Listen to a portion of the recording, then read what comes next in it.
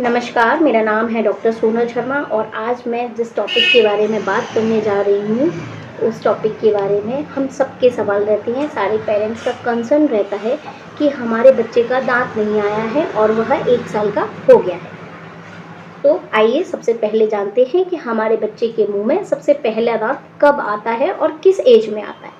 तो यहाँ मैं बता दूँ कि बच्चे के मुँह में सबसे पहला दाँत जो आता है वो निचले वाले जबड़े में आता है। निचले जबड़े को मैंडिबल कहते हैं और आने वाले दाँत को इंसाइज़र कहते हैं। 2 सेंट्रल इंसाइज़र आते हैं जो कि 6 महीने में या 6 महीने के बाद आ जाते हैं। लेकिन अगर पेरेंट्स कहते हैं कि हमारा बच्चा तो 1 साल का हो गया और बच्चे का दाँत नहीं आ रहा है, तो मैं बता दूँ कि ये दाँत आने का एक टाइम वेरिएशन पीरियड होता है जो कि 6 महीने से 15 महीने तक का होता है। तो बच्चों में दाँत आ जाते हैं। लेकिन अगर आपका बच्चा 2 साल का हो गया है और आपके बच्चे के दाँत नहीं आ रहे हैं, तो आप जाके डेंटिस्ट को दिखाएं। बच्चों के स्पेशल डेंटिस्ट होते हैं जिसे पीडियाट्रिक डेंटिस्ट कहते हैं। आप उन्हें जाके दिखाइए तो वो और अपनी समस्या बताएंगे। तो डेंटिस्ट क्या करेंगे, सबसे पहले क्या करेगा, वो आपके बच्चे के गम पैड जहाँ दाँत आते हैं उस एरिया को पाल्पेट करके देखेगा, मतलब वो एरिया कितना बल्बस है या नहीं है। उसके बाद वो एक एक्सरे करेंगे। एक्सरे करके वो देखते हैं कि वहाँ नीचे दाँत है या नहीं है। उसके हिसाब से, क्योंकि कुछ कंडीशन ऐसी भी देखी गई हैं जिसमें दाँत देर से आता है। देर से आने वाली प्रक्रिया को हम मतलब बहुत सारे साइंटिफिक नाम दिए गए हैं, जिनमें से एक नाम है डिलेड इरप्शन। डिलेड इरप्शन मतलब दाँत का जब दाँत देर से आता है तो इस प्रक्रिया को हम डिलेड इरप्शन कहते हैं। ये बहुत सारी कंडीशन में देखने को मिलता है, बहुत सारे सिंड्रोम्स में देखने को मिलता है, जैसे कि एक्टोडर्मल डिस्प्लेजिया हो गया, डाउन सिंड्रोम हो गया। इनमें क्या होता है, हाइपोफॉस्फेट की कंडीशन में बच्चे के दाँत देर से आते हैं। मतलब बच्चे के दाँत आते तो हैं लेकिन देर से आते हैं। लेकिन कुछ कंडीशन ऐसी भी होती हैं जिसमें बच्चे का दाँत आता ही नहीं है, जिसे हम कॉन्जेनिटली मिसिंग टीथ कहते हैं। मतलब जन्मजात से बच्चे के दाँत का मौजूद ना होना, ये होता है कॉन्जेनिटली मिसिंग टीथ। अब है आपके बच्चे के दाँत नहीं आए हैं और वह 2 साल का हो गया है, तो तुरंत पीडियाट्रिक डेंटिस्ट को आपने दिखाया, उसने आपके दाँत को पाल्पेट किया, एक्सरे करके देखा कि जम नीचे है या नहीं है, सब कुछ देखा। लेकिन यहाँ पाया जाता है कि आपके बच्चे में विटामिन डी की मात्रा कम है। तो विटामिन डी की मात्रा अगर कम है तो आपको अपने बच्चे को नियमित रूप से जितना दूध देते हैं उससे ज़्यादा मात्रा में आपको दूध देना चाहिए, जिससे कि विटामिन डी का लेवल आपका थोड़ा बच्चे का बढ़ेगा। और बच्चे को बोलें कि वह आगे से चबाए, जो हमारे यहाँ गम पैड होते हैं आगे से चबाए। बच्चे को खीरा दे दें, गाजर दे दें, सेब दे दें, बच्चा चबाता रहेगा तो यहाँ क्या होगा, नर्व स्टिमुलेट्स होंगी, नर्व स्टिमुलेशन होगा तो उससे हमारे दांत की ब्लड सप्लाई, जिससे इस एरिया की ब्लड सप्लाई बढ़ेगी तो दांत आने का जो प्रोसेस है वो थोड़ा फास्ट हो जाएगा। कभी कभी क्या होता है, बच्चे के दांत देर से आ रहे हैं और हमने डेंटिस्ट को जाके चेक कराया, उसके विटामिन डी लेवल भी बढ़िया है, सब बढ़िया है और आगे के दांत आ जाते हैं। कभी किसी किसी कंडीशन में ये भी देखा हुआ है कि बच्चे के आगे के दांत तो आ जाते हैं लेकिन पीछे के दांत नहीं आ पाते हैं। तो हम जाएंगे डेंटिस्ट के पास, वो देखेगा।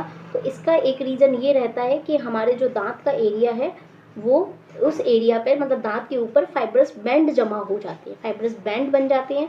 तो अब जब हम डेंटिस्ट के पास जाएंगे तो वहाँ पर उस एरिया पे जेल लगाएगा और एक सॉफ्ट इंसिजन देके उस एरिया को एक्सपोज कर देगा और आपके दांत आना शुरू हो जाते हैं। तो ये तो हुई प्राइमरी दांत की बात कि बच्चे में दांत कब आते हैं, कैसे आते हैं और हमें घर पे क्या करना चाहिए।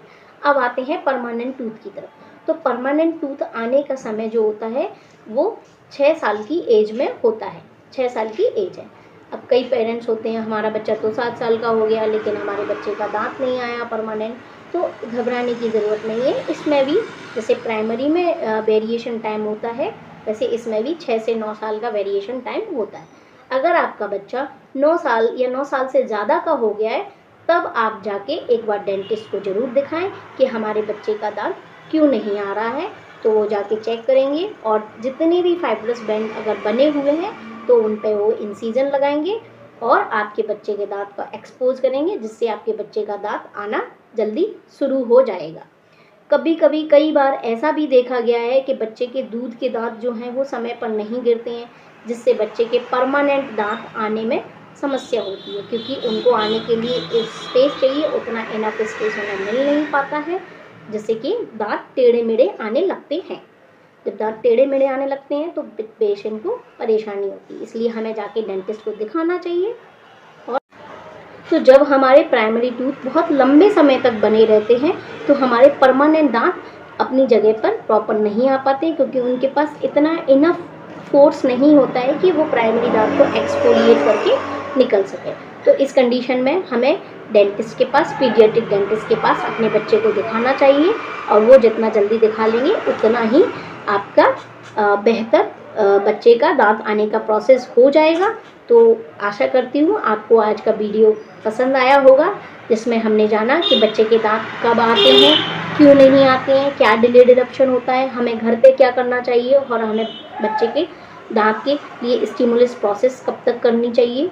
और तो अगर बच्चे के दांत हमारे वेरिएशन टाइम में रहते हैं, जैसे कि मैंने बताया प्राइमरी दांत 6 महीने से लेके 15 महीने तक रहता है, तो हमें क्या करना है। और बच्चे के परमानेंट दांत में 6 साल से 9 साल का वेरिएशन रहता है, तो 6 साल से 9 साल के वेरिएशन में हमें वेट करना चाहिए, लेकिन स्टिमुलेशन प्रोसेस जो है वो करते रहनी चाहिए। जैसे कि बच्चे को दूध प्रचुर मात्रा में देना चाहिए और बच्चे को आगे से बाइट कराना चाहिए, जिससे कि बच्चे का दांत स्टिमुलेट प्रोसेस जो होती है वो बढ़ेगी, नर्व स्टिमुलेशन होगा, तो दांत अपने आप ब्लड सप्लाई होने के कारण, अधिक ब्लड सप्लाई होने के कारण दांत प्रोसेस आने का प्रोसेस फास्ट होगा।